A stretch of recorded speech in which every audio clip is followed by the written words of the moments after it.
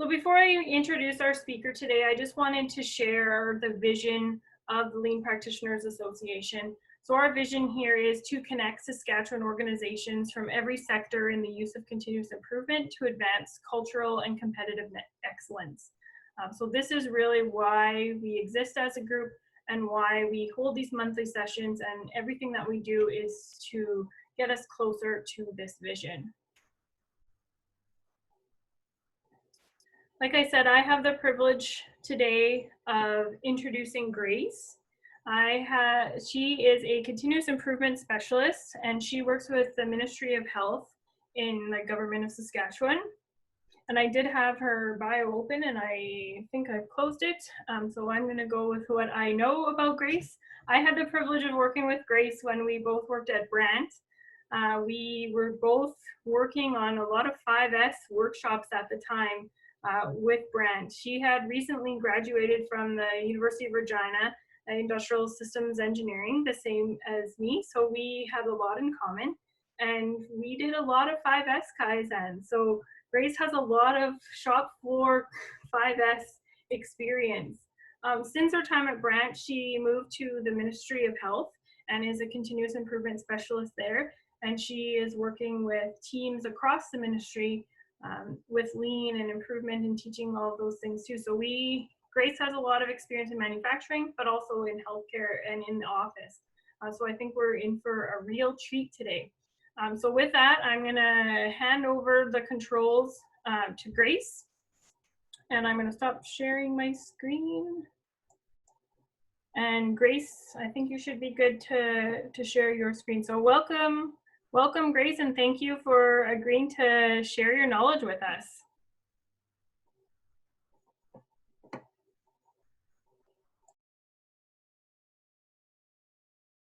Sorry, I had to unmute there. All right. Hi, everyone. Welcome this evening. It's such a great opportunity to be able to share some of my experience with you.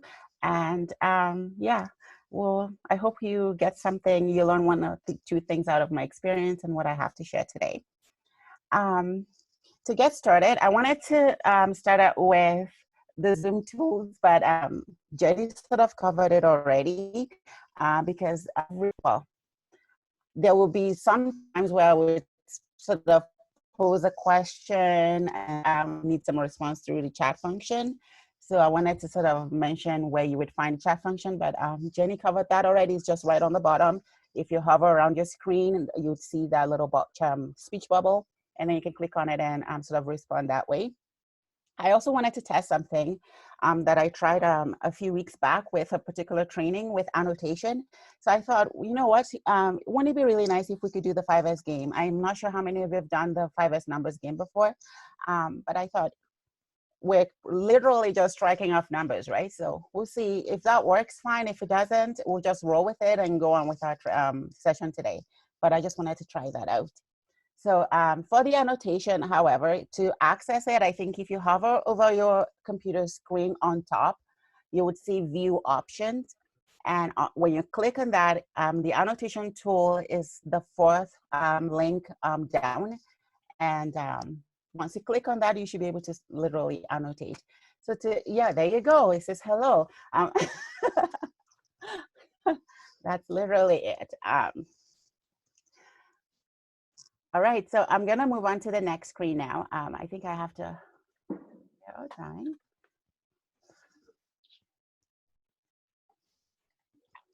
So using the annotation tool that we just learned about, I want you to rate your level of understanding of 5S. This is one, it's warm up, and also I'm kind of interested in the wealth of experience we have there, or how I need to either dial down or dial up my conversation today.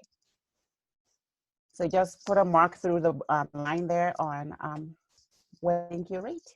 Yeah, perfect. Perfect. Love it.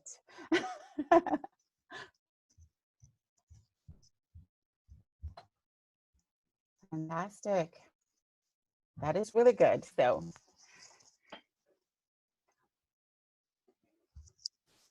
perfect. So this is essentially what I'm going to be doing with the 5S game is I'll put up the screen and we'll just run through it. And when the time comes, I'll get a chance to sort of explain it to you. Right. Moving on. I also wanted an opportunity to sort of test out the chat function. So what is one area in your work or personal life that could use some organization? I know a lot of people are super organized naturally, and but if you want to use a chat function to sort of say one thing or two or any amount of area in your work or personal life that could use some organization. For me, it's my pantry and my bookshelf. I can tell you it's probably 2 years, going on to 2 years now, that I've been wanting to organize my pantry, and I haven't gotten around to it just yet. So, all right. So, electronic shared drives, gardening and year supply, my deep freeze, email, yard, fantastic. And the good thing is, 5S works anywhere. It's not limited to office. It's not limited to a corporate environment. The same skill that you would learn using your 5S, it's the same tool that you can apply at home, in your kitchen, in your pantry, your deep freeze.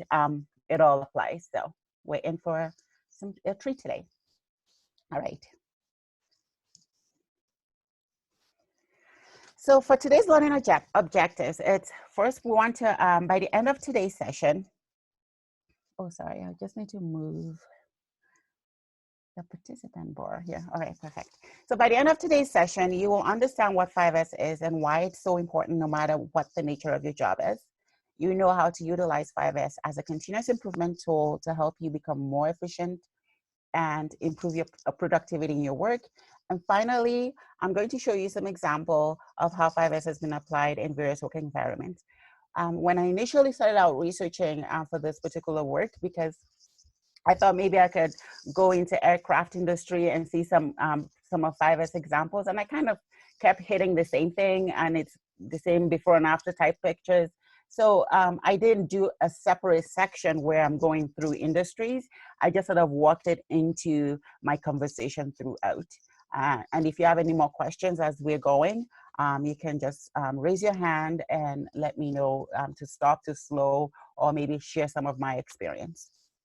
So we're going to get started today by answering the first question, which is, what is 5S? 5S, formally defined, is a method for creating a clean and organized workspace that exposes waste and make abnormalities visible. The emphasis is not just on clean and organized, because we're not just cleaning for the sake of cleaning. Any continuous improvement effort has a huge emphasis on exposing waste, and 5S is no exception. So the main goal of 5S is to create a clean and organized work environment that continually, on a continual basis, exposes waste and make abnormalities visible. 5S is an acronym for 5 words that starts with S's: sort, set in order, shine, standardize, and sustain. Later on in this session, I'm going to dive deeper into these 5 steps and how to go about executing them in your work area. But for now, let's talk about why 5S is so important. Again, like I said earlier, the goal of any continuous improvement is to eliminate waste. And I'm going to show you how 5S helps us to do this and increase value to our customers. The first reason 5S is so important is its impact on safety. There is no doubt that any cluttered and chaotic workspace is unsafe work area. So 5S helps us create and maintain a clean, organized, and safe workplace. People tend to work better with less clutter than when they work, when things are disorganized, it's a lot harder. So when people work better when they have less clutter and they have their space well organized. So I found this excerpt from a computer magazine. It says, if your device is becoming slower, it's probably running out of space. To increase the performance of our devices, most of our devices these days, we sometimes need to clear out the clutter. And the same principle applies to workspaces. 5S helps improve efficiency and increase productivity by showing us how to declutter our work area, removing what's not needed and only keeping what's needed. Now, we're talking about physical space, because when 5S doesn't just apply to physical space. It also applies to electronic space. But in terms of physical space, the less space we use for storage equals reduced cost. So by eliminating unused materials, tools, and equipment and getting rid of clutter, a surprising amount of space can be freed up for us. And there is a cost associated with space, not only in rental or lease costs, but in heating and cooling, cleaning and maintenance of that particular space. So 5S, in a sense, sort of help us reduce costs. And done correctly, 5S gets everyone involved. It is a perfect opportunity to bring people together, and these types of collaboration always makes for a stronger team. One last thing I want to say about the importance of 5S is the visual management aspect. 5S ensures that items are located in such a way that they're easy to find and put away. This eliminates waste. The use of clear visual identification ensures that people no longer have to search for things. And time is saved when people can access items easily and find it easy to put them away as well. And that brings us to the 5S game I was talking about earlier. I want to use this game to sort of explain the concept of 5S. I won't be looking directly into the camera while I'm doing this because my other screen has the game, the screen that I'm sharing. So let's get started. So the 5S game. The aim of this game is to strike out numbers 1 to 50 on the computer screen in the correct sequence. The operative phrase there is correct sequence. So it's not like randomly looking for 1 and then 20 and then 23 and stuff like that. We want to go from 1 and then 2 and then 3 all the way to 50. And you have only 20 seconds to do it. So when I say go, what you want to do, we want to pick up our annotation tool now. And when I say go, you can start striking out the numbers, starting from 1 and then looking for 2 and then looking for 3. All right, go. You want everybody to be doing it or just one person? Everybody can do it. I don't think it matters. Everybody can just go ahead and do it.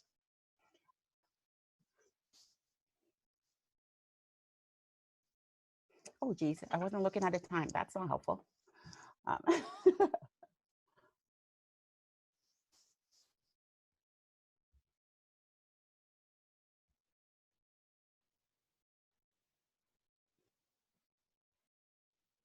All right, stop. So I'm looking at the highest number here and I'm seeing 5. Yes. So given we had the opportunity to look at this and we had 20 seconds. Oh, I see 6 now. So we had 20 seconds and we're only able to get to 6. Now, this is similar to a disorganized work area. So what we're going to do now is in the second round, actually I want to mark I'm going to minimize here so that I can add the score. Mouse. So first round, we got to 6.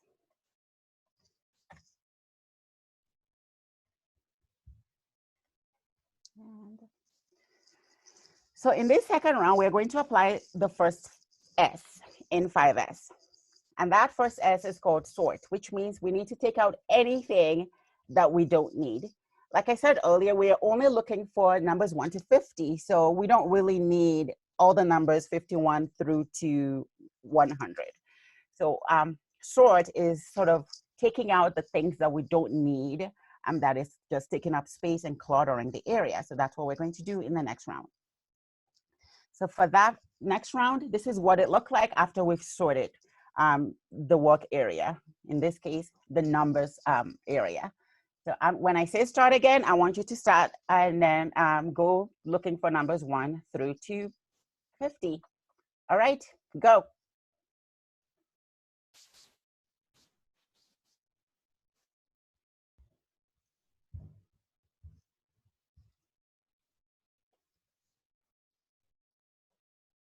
I can't see because everyone's covering them up.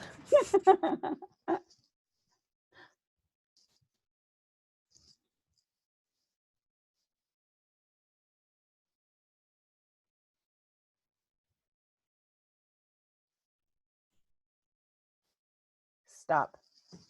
All right, so I can see that we kind of did better here because I'm seeing 9. I see 11. There you go, 11. So we went from 6 being our highest score to 11, and I want to quickly record that before we go on. Don't mind all the clutter on the screen. I'm gonna take it all off in a sec. Um,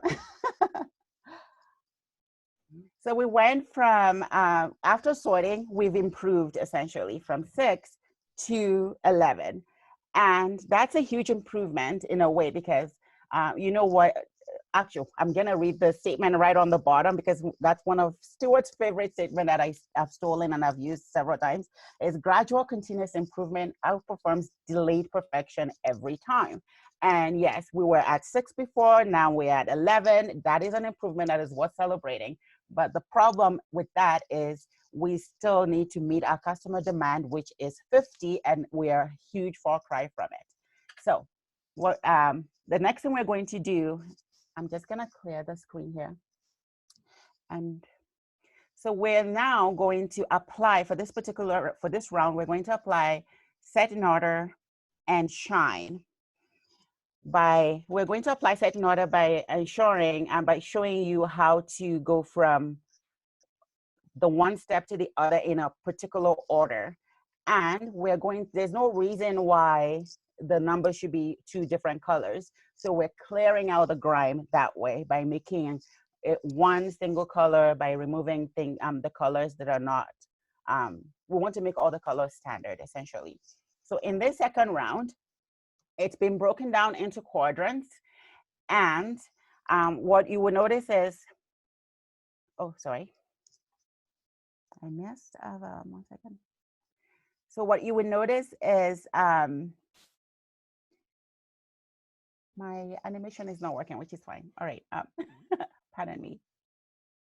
1 is on this bottom, and then you have 2 up here, and then you have 3. Can you see my mouse moving? Yes. Oh, perfect. That's good because I wasn't sure if the mouse would move with me. All right, that's even better. So 1 is right on the bottom left there, and right above it is 2, and then we have 3, and then we have 4. So it's from bottom up all the way in a particular orderly fashion. So we've set this in order so that there is a rhyme and a reason to the way it's laid out. And it was like that earlier on. It's just now we've put up lines and borders to make it clear and easy to access. So when I say go, I would like for you to start. So ready, go.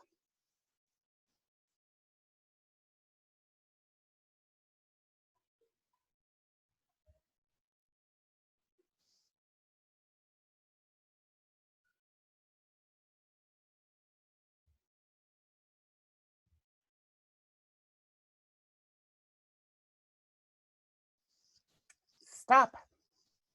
That's amazing. So this time we got up to 20. That's a huge, oh, actually 21, there you go. That's a huge improvement. We went from 6 in our first round to 11 in the second round, and now to 21. We essentially doubled our productivity from 1 at each stage. And that's the nature of continuous improvement, as you would know, is we're not aiming for perfection the first time. We're just going from one level of improvement to another. And this helps us see that. And just the same way 5S gradually gets us to where our goal is. I'm gonna clear the screen so that we can go to the next round. And my animation is working now, there you go.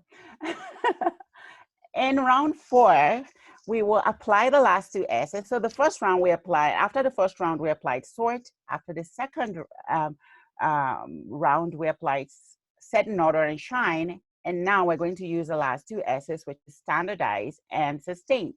Standardize meaning we want a consistent approach to a process, and sustain means creating that environment for maintaining that improvement gain and making it obvious when things start to slide back.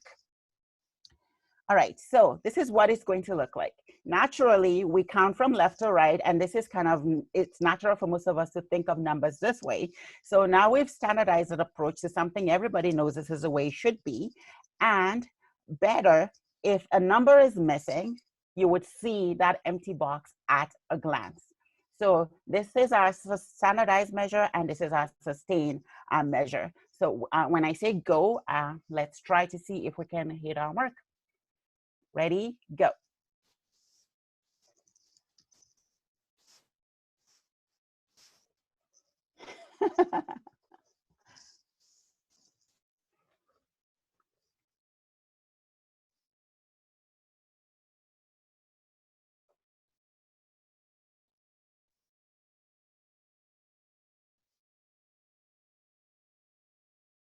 Stop.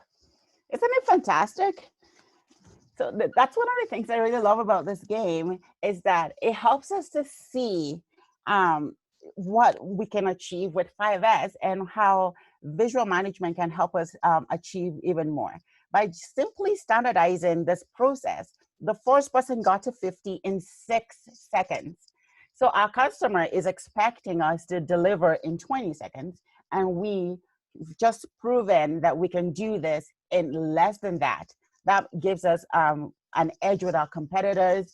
So when we apply simple continuous improvement tools, it helps us put us over the edge and help us to be more competitive. And it just increases our success story from before to after, and we're able to just yeah, it helps us sustain improvement essentially. Anyways, so this is really good because I wanted to demonstrate to you in the get-go why 5S is important and how it can help us get to a vision. Once we set a vision, how we can achieve it. So that's the 5S game. Now I'm going to go into the details of explaining how to go about implementing 5S. You know, one thing that I really like about what you've done today is even after 50, I saw some of the heart shape and the star shape continuing to go on. It shows that, you know what, we not only have met our expectation, but we can exceed it. So this is pretty cool. Anyways, so that's that about the 5S game. Thank you so much for your participation. I'm glad it worked because I wasn't sure if it would if it would work or anything. Does anybody have any question at this point?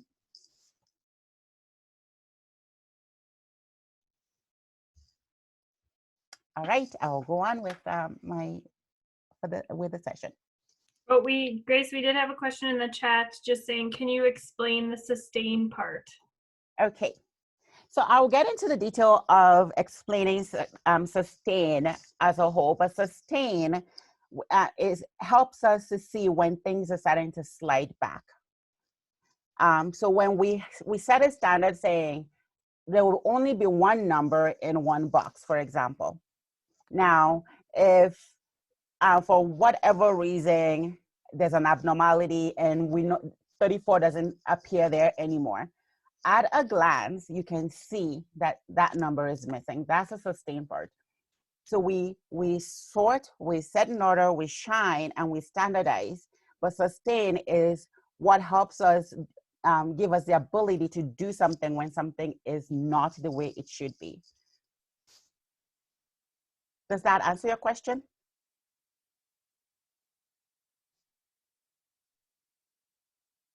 All right. Yeah, she said yes. Perfect. Thanks. All right, so now I'm gonna take us to implementing 5S. If you were to implement 5S in your work area, how would you go about doing that? So the first thing you wanna do is create a 5S vision. So I know sometimes we want to sort of, when we do value stream mapping, we understand our current state and then we define our future state. But this one, with 5S, when you start, you wanna create a vision of where you wanna be. You know, this place is messy and I want it cleaned and I have a picture of what I want it to look like. That's what creating that vision looks like. Then you now go into that particular area and assess what that area looks like right now. And then applying 5S, sort, set in order, shine, standardize, and sustain, you move yourself from current state to future state. So when I say create a vision, what I'm referring to is selecting an area and then engaging with the team, and together as a team talk about what a desired future state looks like. and envision that future. Then in assessing the current state, you go into that particular area. You've created a vision of where you want to be. Now you need to understand your baseline, the current state of the space. Completing a 5S audit gives you a quick baseline measurement. So I wanted to show some examples here. There is a picture of a before picture. The before picture is a picture of a supplies room where lots of binders end up there, but they're not quite organized. You know what? We want to do something about that.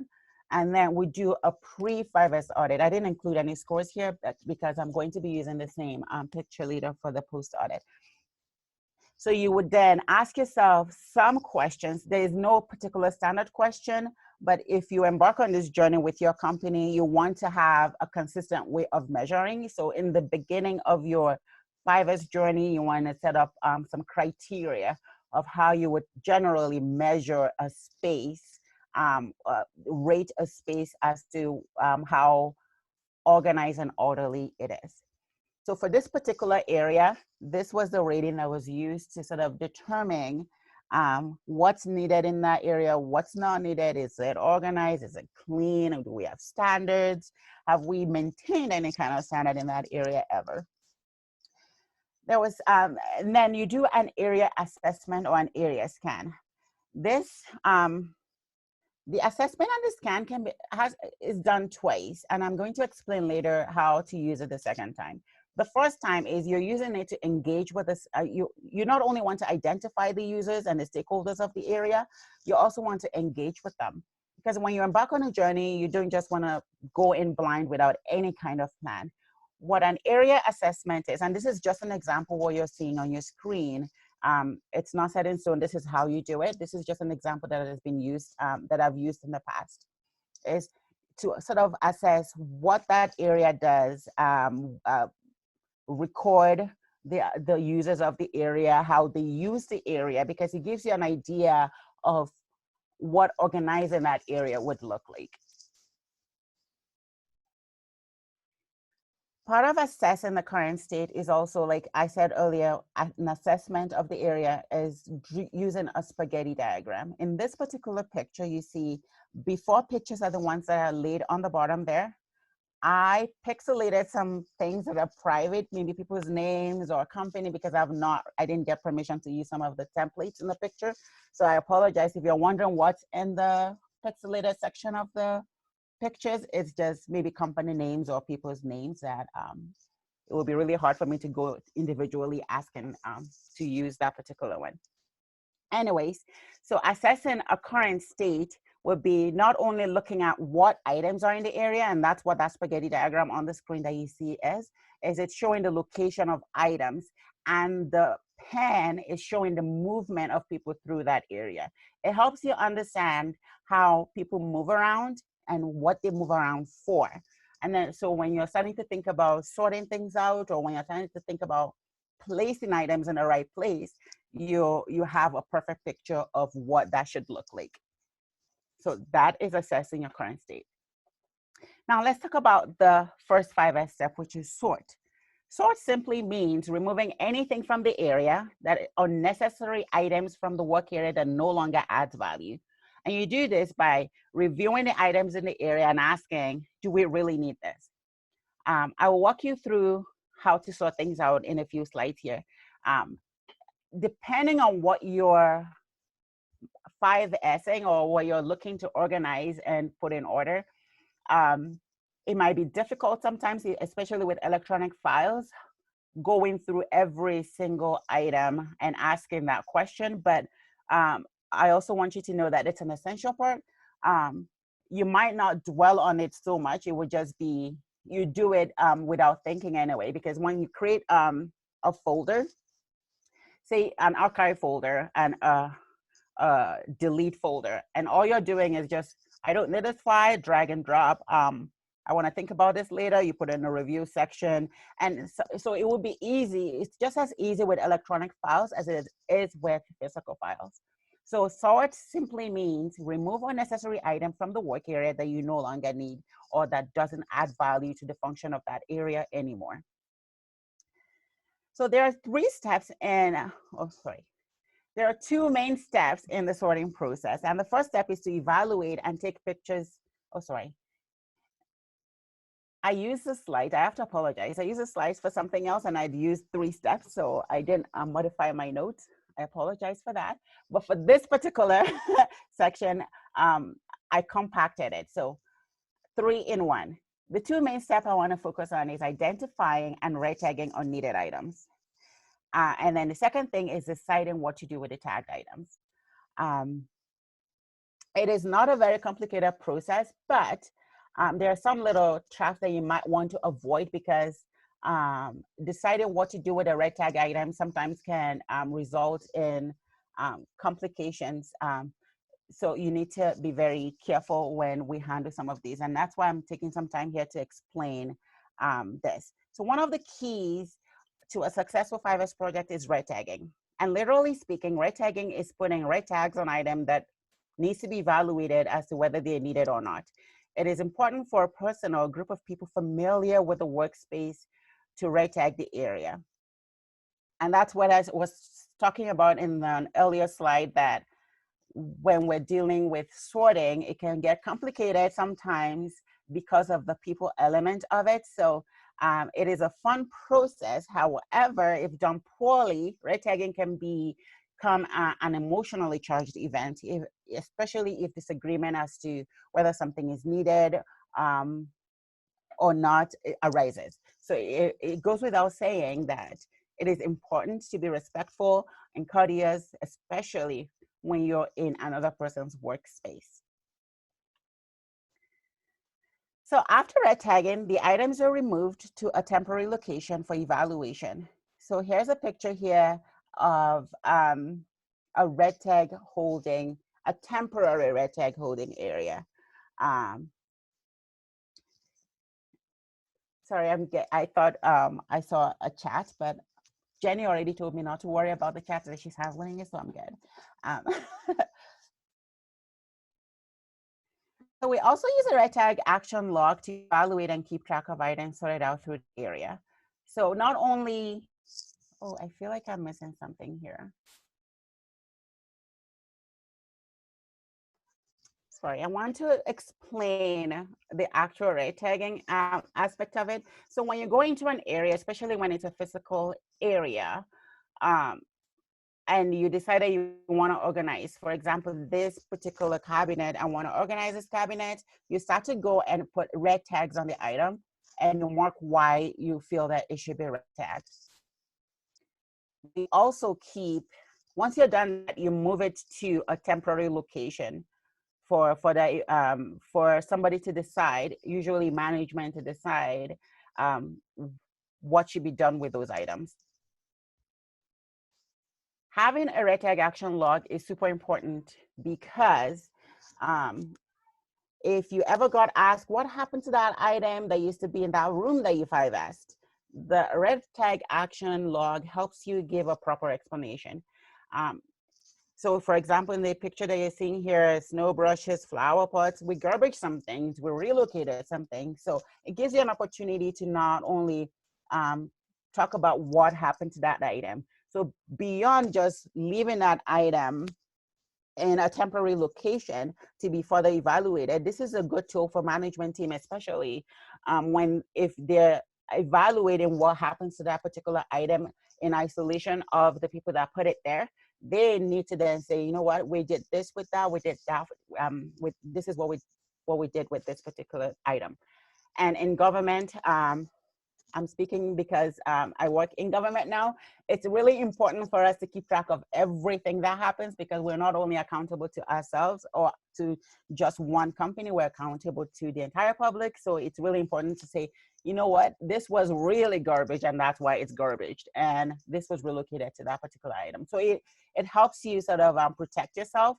But also if an item needed to be relocated somewhere, then you can show what value your group added to the other group.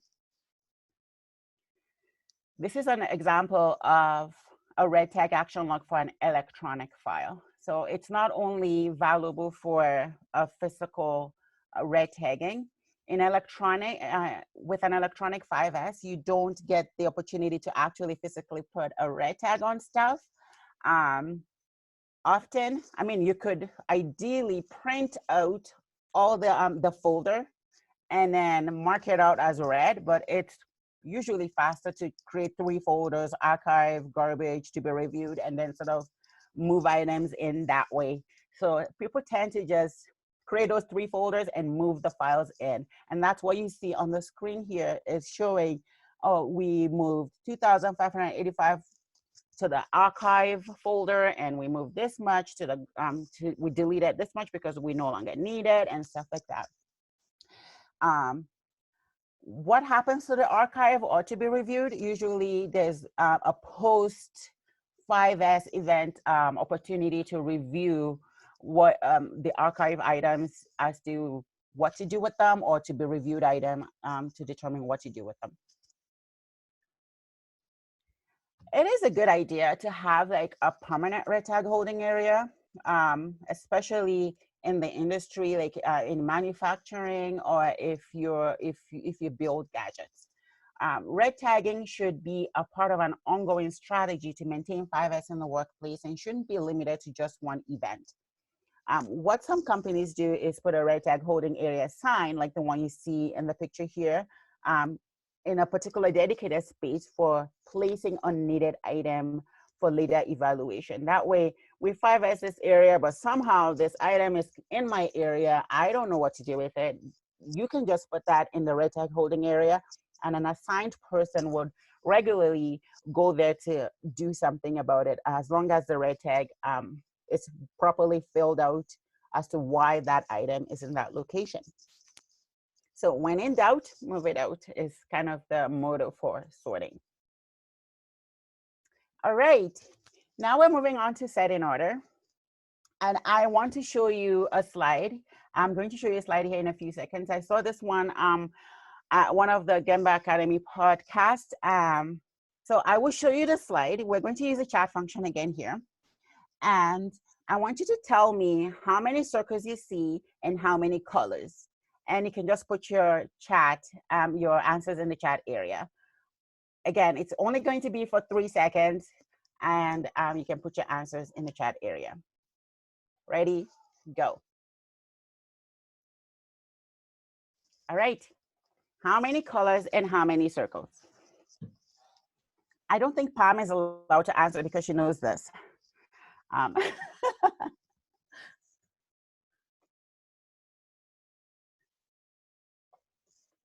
right, so 30 circles, 4, 20, 3 colors. Circles unknown, 3 colors. And 25 circles, 3 colors. You see, it's amazing how the colors sort of stand out, right? But the circles is like, if somebody were to, it's clear that no, we're not confident with our answer, especially if you were to bet money on it. I'm sure you're gonna go, I'm sure about the colors, but I'm really quite not sure about the circles, right? We're going to repeat the same exercise. Again, I'm going to give you 3 seconds. I want you to tell me how many colors and how many circles.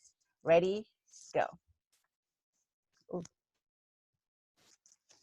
And my slide decided not to respond that time. All right, ready, go. So, how many colors and how many circles?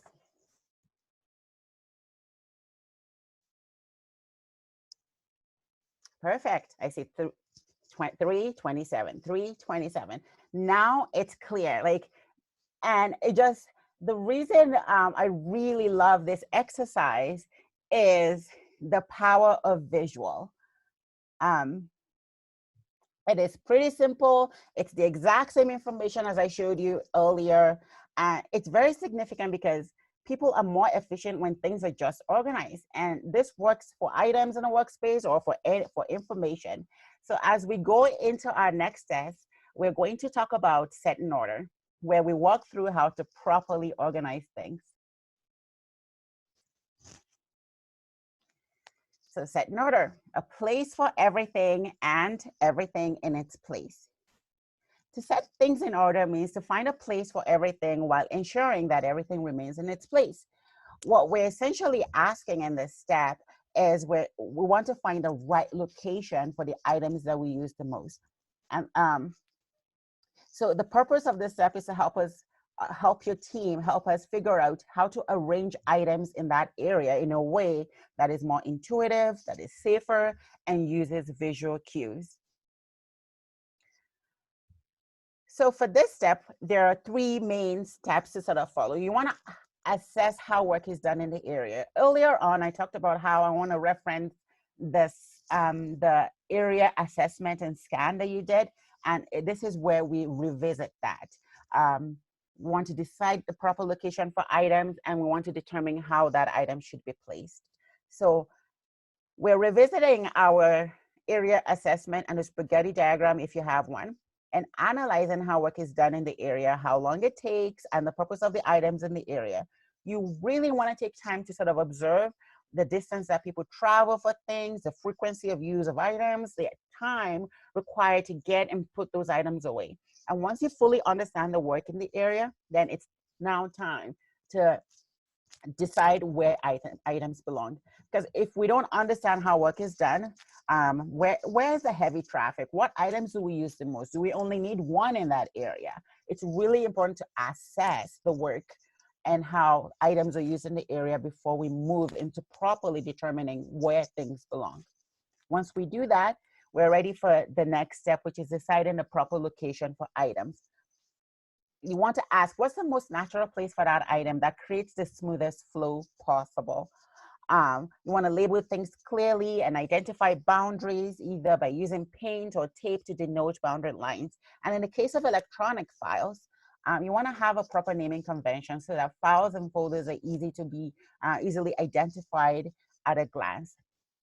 We also want to use a good point of view storage. So having materials located close to the process where the items will be used make things safer and more efficient. If you find that you're having to like click, you're doing 10 clicks every day for one particular item, maybe it's a good idea to have it in your favorite so that you only have one clicks. So things like that. Now, just because things are easy to locate does not automatically equate to things are easy to retrieve. And this is where shadow boards are important. Shadow boards make things easy to identify when items are missing. So here's an example from 3S Health. This bin shows pictures of what belongs in each pocket. So the picture on the left is what that bin looks like without any items in it. So at a glance, you can tell what's missing. And the picture on the right is what it looks with things in it. So if that tape was missing, for example, you won't just see an empty space. You see that something was missing and you know exactly what that thing that is missing was. So those are the main steps to follow when you're setting things in order. Is you want to revisit your assessment and assess the current state of that area, decide proper location for items in that area, and determine how they should be stored. So the next step is Shine. How do you go about implementing Shine? So Shine essentially has two phases. We have a physical shine and a visual shine to not just assess and clean the area, but also to maintain continual shine in that area. Before I move ahead, I should probably mention that the second and the third step, which is set in order and shine, are usually grouped together during a 5S event because they go hand in hand. Once an area has been completely sorted out, cleaning out the garbage and organizing the remaining items tends to sort of work interchangeably. So you would find that when you set out to do your project, once you've already removed things that are no longer needed, you would be cleaning the area, but as you find a proper location for items, you'd be placing those as well. Grace, we just had a question in the chat around if set in order should also consider improved workflow. Absolutely, yes. And that, I think when we use this spaghetti diagram, what we're looking for is the flow in that area. Because your spaghetti diagram helps you see what the current flow is. Those marks there are not just showing people flow, but it also implies information flow. It implies material flow as well. So as you're talking about, you know what, I think the welder goes from this point to the other point, but what is the welder going there for? That will help you understand your material flow. If they're going there for a drawing or for an information and go, that will help you see how information flow in that area. So this is not just a description of people flow, but it also reflects information and material flow. So setting in order definitely will help you get to improved workflow in an area.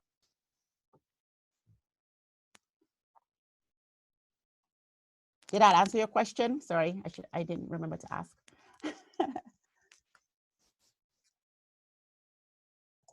Yeah. Perfect, thank you. All right, so back to shine. So shine means to clean in such a way as to identify and remove the sources of abnormalities. I captured it at this because I don't want it to mean we're just going into an area and we're cleaning it out. But we also want to, we're not only removing dirt, but we're also removing sources of errors. Something might be clean and shiny, but it's getting in the way of work.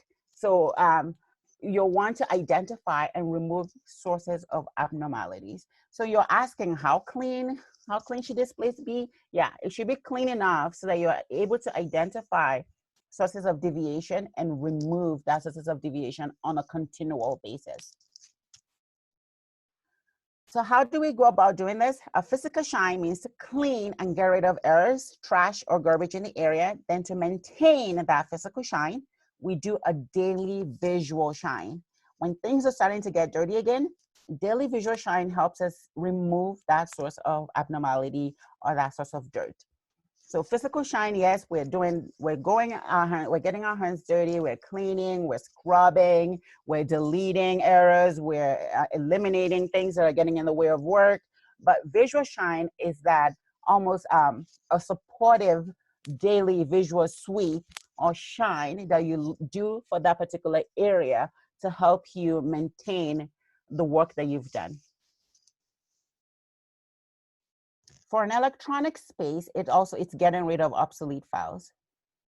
So, you know, sometimes we just leave, for example, when I start a project, I live on my desktop. So I'm researching and I'm just dumping stuff on my desktop, but weeks or even months later, they're still there. I no longer need it for that particular work, but it's still there.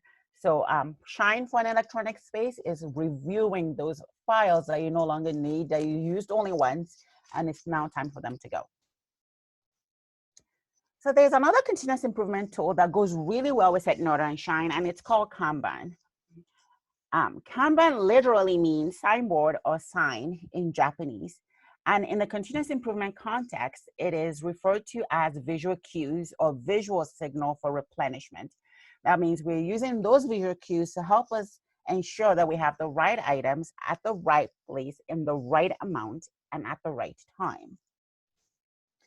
So here's an example of how Kanban physically links material and information flow through a card system. In this system, the last water jug to be used, this is a system that we use at my branch at work. The last water jug to be used is the one with the card. So when it gets down to that last jug, the card is forwarded to the right person for reordering. And then they just reorder it. And usually we have that last jug is sustains us until the order comes. We're not even usually halfway through it before our order comes in again. So it's a signal without, we don't have to communicate verbally or just wait for it to happen and we're out of water. It's a system that sustains itself because with this card, we can get things moving. And I just noticed I didn't pixelate Charity's name. All right, here's another example called the two-bin reordering system. It works in a similar fashion as the card, the difference being the information for reordering is on the bin. So with the card system, all of our reordering information is on the card that gets passed on. With the bin system, the reordering information is on the bin. And when items in the first bin have been depleted, the order is placed to refill or replace them. And the second bin is supposed to have enough items to last until the order for the first bin arrives. And it just goes on and on that way. And in this picture, once that bin is empty, you put it in items to order. And once that is ordered, whoever ordered it, place it on ordered. And when the item comes, it just goes right back into the bin and the cycle continues. It's good because there's a place for everything and everything is in its place, and tying that with Kanban, tying setting order with Kanban is really essential to get material flows seamless. Now that you've sorted out unneeded items, you've cleaned and organized the workspace, standardize is the step in the process that ensures that it stays that way day in, day out. Now, in the context of 5S, standardize is a result of doing sort, set in order, and shine properly. With this step, we make what we want done visible. It helps everyone know what to do and how to do it. You can do this in various ways depending on what you have available. I'll show you a couple of examples. What we want to do is not just create a new standard, but we want everybody to know what that standard is and help them be able to achieve it. Here is one from health. It is essentially a document that contains an agreed upon group of tasks to ensure that when unneeded items comes into the area, there's a process for handling it. And when things are not properly located, it's easy to spot and rectify. And finally, the frequency for performing daily visual sweep, daily visual shine, to ensure that things don't revert back to the way they were before. So it's just a standard document. The template is the same throughout the organization. Everybody knows what it looks like and what it does. So when you see a work standard, we also have one with timings that we call standard work. You know that it's a list of tasks that helps us maintain order. Here is one from Brandt that I thought to put here so that there's an example of manufacturing. Here you would see daily, weekly, and monthly tasks, and the people assigned to do the task to ensure that sort, set in order, and shine are maintained in the area. What you also want to do is you want this to be visible and easy to update. For people working on the shop floor, just grabbing a marker and say, you know what, I've done that and I've done that, I've done that. So you want to make it easy to access, easy to update. And this is an example of that. Now, once you've set your instructions in place, it is time to communicate that with the rest of the team. And here's an example of a tool that I use called Multiple Skills Training Schedule. It sounds complicated, but when you have like 10 standards document, for example, to go through, it's easy to just have it on one sheet and make sure that everyone is on the same page. With this document, you're able to have the list of everybody that needs to know about that particular standard on, what the standard is, and when they need to be trained by. And you just go through, once you have all your dots filled out, you know everybody's trained on it, everybody knows exactly what needs to be done, and it just makes it easy because everybody's on the same page on what the new standard is and how to maintain it. Now, the final step of 5S is sustain, which is really an ongoing process because you don't just, it's unlike sort and set in order that is more of an activity. Sustain is a behavioral change. And if you've ever tried to change an old habit, you know how difficult that can be. So it's the same with sustain. It's not something that, you know what, we've sustained that part and we're done. We don't need to sustain anymore. It's something that is just in place and it's got to be done by applying self-discipline. So sustain means to have commitment and self-discipline to maintain the previous 4 steps, which are sort, set in order, shine, and standardize. This step starts with understanding your current state, your new current state, and determining a way to measure and sustain the 5S going forward. And one of the tools that we use for that is 5S audit. So you're done 5S audit prior to your start because you wanted to measure a baseline. So in the beginning, one of the first steps we did was, you know what, let's assess the area, asking these questions to determine where we are today. Now you want to do the same thing after you've done sort, set in order, shine, and standardize to sort of reassess that area now that you've brought up the new level of that area to get a new baseline. So you have a baseline, you set a target, now you have your after. And it's a good idea to not just stop your audit when right after your 5S event. You want to keep going after that. So it's important to do more audits frequently, maybe even daily, weekly, or monthly to ensure things stay orderly and organized on a continual basis. So I have some examples here that's showing the one on the left is from health and the other one on the right is an example from a shipping area at Brand, at one of the manufacturing plants. So there was a before was 23% and after was 86. And after a number of days, it started, well, I want to explain that it says 687 days. That does not mean that was the date for the next audit. It's just that it was an ongoing audit. But it's really hard to keep track, to put everything on the same page. So you have to make the cutoff after a point. You know what? We're going to start from 687 days and start measuring forward. So yeah, anyways. So you can see that even after 1,226 days, they're still measuring. And that's the point I wanted to make with sustain here, that it doesn't stop after a while. It doesn't stop after you got used to it, because even after we've gotten used to it, if we stop measuring, we start to slide back. So, and you can see that in the numbers. It's 73, oh, it's 86 now, it's 74. Usually when you see that number go down, you know you have to do something to correct it to bring it back up. You don't want to slide back way back to 23 again. And that's the purpose of using, that's why it's important when we use, when we audit an area to continually go back to audit. It's not a whacking stick, because once people start to notice that they're being judged critically because of it, then it stops serving its purpose. When we do an audit for an area, what we're trying to do is understand variation in the process, not variation in the people.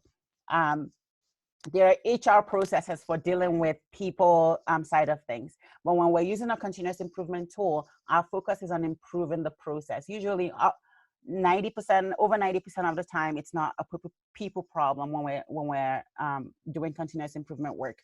So when you start to see a slide back, it's usually, I wonder what happened. You want to ask the question to the process and see if there's any adjustment that can be made.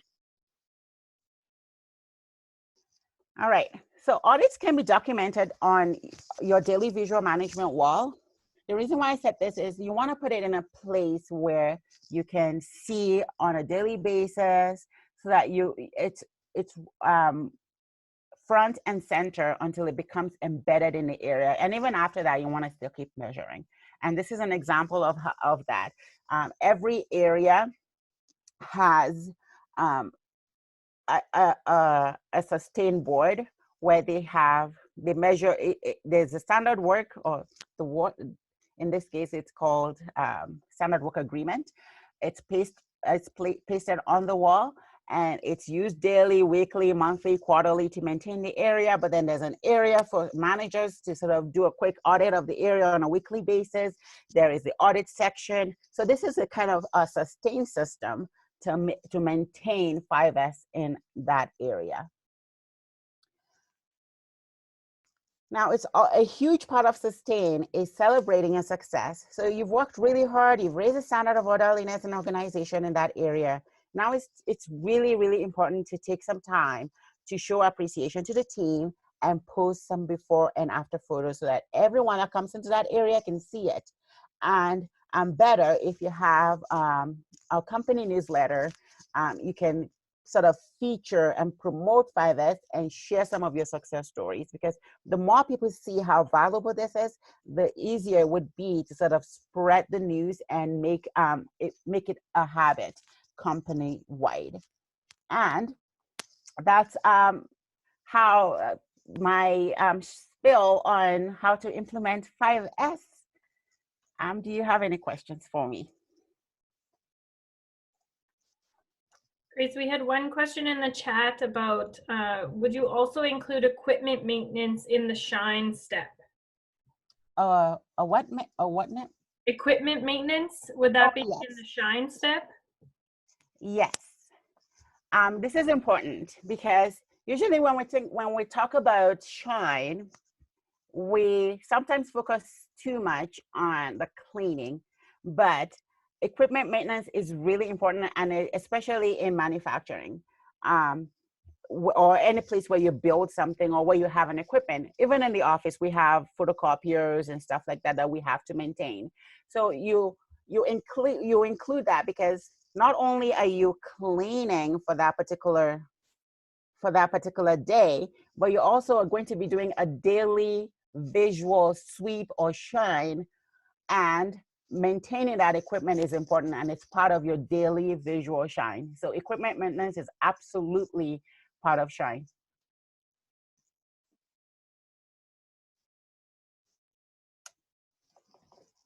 Questions? I love answering questions about 5S.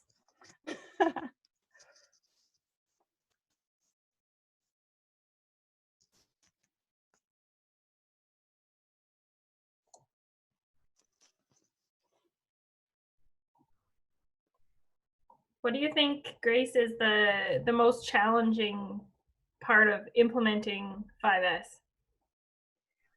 Well, I'm sure you've heard this before, but it's the sustain part, because it's really easy to get gung-ho about starting a project and doing something.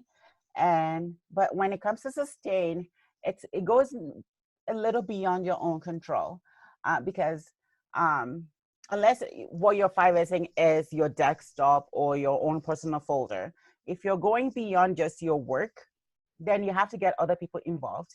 And that becomes a tad complicated, because not only do you have to get buy-in, you have to maintain that buy-in on an ongoing basis. And I feel like sustain is where we need the most help, not just from our management team, but also from everyone that uses the work area. So yes, the most challenging part is keeping that standard going day in, day out, but it's doable. And then that kind of leads, there's a question in the chat from Aaron, is how have you handled the people excited about the first 3 S's and wanting to skip the last 2? Yeah. I'm trying to think of an example, but usually, you know, you have to think of yourself as a change agent. Anytime you introduce anything new, you're going to face some sort of opposition, which is good, because when you approach a project like 5S, you're literally asking people to change the way they think about doing things. You're asking them to change. So my best approach is usually patience, and if there's a way, if I to show them how successful this will help them be, I try to do that. And this is why at my old job, we do this thing called, we share success stories through newsletters. And every time we do an audit, we actually share it to everyone on the management team. So it's usually a great opportunity for me to sort of highlight those areas that are doing really well. So if, say, I went back 90 days after and they were even better than they were before, I will make a big deal out of how, oh, wow, this team has worked really great and they're doing awesome and stuff like that. So just promoting those people that are doing really well goes a long way to help strengthen the standardize and sustain. But honestly, you can't really force somebody to do anything if they don't want to, besides just patiently waiting that they come on board. We have another question about how you had an experience where it was difficult to sort and set an order due to a lack of agreement. Or maybe someone wants to keep something, someone wants to get rid of it, or someone wants to put something one place, another person wants to put it somewhere else. Yes, I have. In fact, it will be, if I don't have that, that will be the exception, because it's unusual for you to go into a place and say, oh, let's 5S this area, and they want to keep all the items in the area. There's always somebody saying, you know what, I used that 6 months ago and it came in super handy and I'm keeping it for another 6 months. So you will have that, which is, I think it's part of the process, but I also have experience where I haven't done my homework well, and it came back to hit me in a way, because one of the 5S project I did with a supplies room, we assumed that the stakeholder were on board because we had one meeting with them. And honestly, we were in a rush. We wanted to complete the project in 3 weeks, and we thought, you know what, we'll just mention it. Well, when it came to creating the standards for the area, it just became a huge fight, because they didn't want to claim responsibility for the area. They didn't want to get on board. So yes, if we don't engage properly in the beginning, and that's why first part of 5S doesn't start with a sort. It starts with not only identifying the space, but also engaging with the team. And communication is essential there, because if you don't get buying right from the start, you're going to keep hitting that rock after rock throughout the process. So engaging with the team is really important. Grace learned a lot on that project. It was the beginning of her of my milk project. Learning, I'll call it. And I learned how government works. I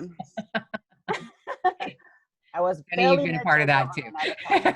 Yes.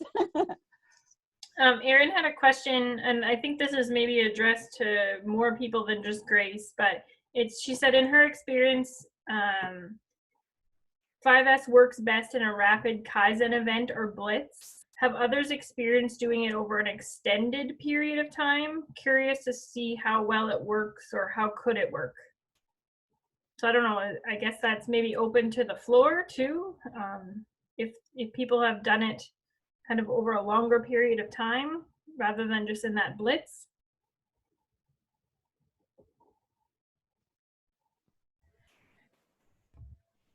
So I'll comment on a couple things. Definitely rapid Kaizen work, I think, when it comes to 5S, works a lot better. Sometimes when it's electronic files, in particular, what we've experienced is that the longer it draws out, the less enthusiasm you have for doing it. So you start the process, and certainly when you're doing electronic, the way that we found it really helpful to bring a team together or a unit together, and you go through files kind of together and understand where you want to put them. But once it's gone past it taking, once a week for a month or 2 months, once you hit past that, you don't have a lot of enthusiasm going in the room every week to do it anymore. And it does work better when it's a little bit quicker and a little harder core.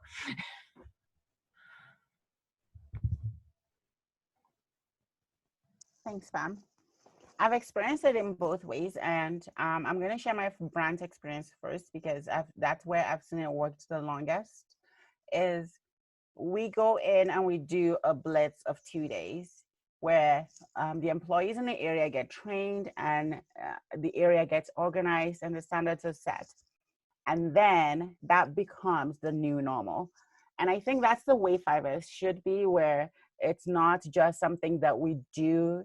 It's not a check mark and then we're done. It's something that becomes embedded in the area, where we've done this, we've set the standard, and it just keeps getting better and better. Every time we go back, we want to see a positive change. It's really different when it's not a visible workspace, because I think it's tougher with electronic, because everything is hidden behind a computer screen.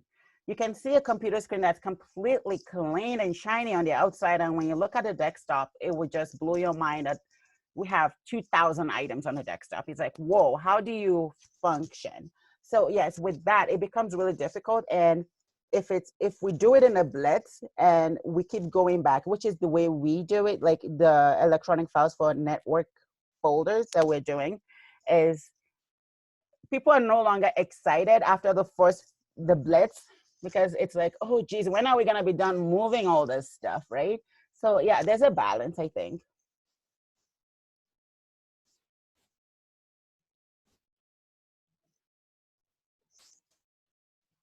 Any more questions? No, I don't think so. Well, thank you very much, Grace. I know you've had a lot of experience with 5S, and it really shows in your examples and all of the things that you've shared over your time. I know that we learn from each other by looking at what's worked for each other and maybe what's not worked. So it's always really helpful when you're willing to share maybe what hasn't worked as well. So we thank you very much for agreeing to present on 5S. With that, does anybody have any other comments or questions before we end our session? Just thanks, Grace. That was excellent. Really enjoyed it. Thank you. I shared the link to our follow-up survey in the chat for anybody that wants to grab it from there. I'll also send out an email if you want to take the 5 minutes just to give us your feedback on the sessions and maybe what you'd like to see a little bit differently, or if there's something you'd like specifically for us to focus on for our upcoming sessions. The link is there, and like I said, I will also email it out. But with that, thank you very much again, Grace, and thank you everybody for attending. So we'll see you again. Have a great evening. Thanks, everyone. Thanks. Nice to see everybody.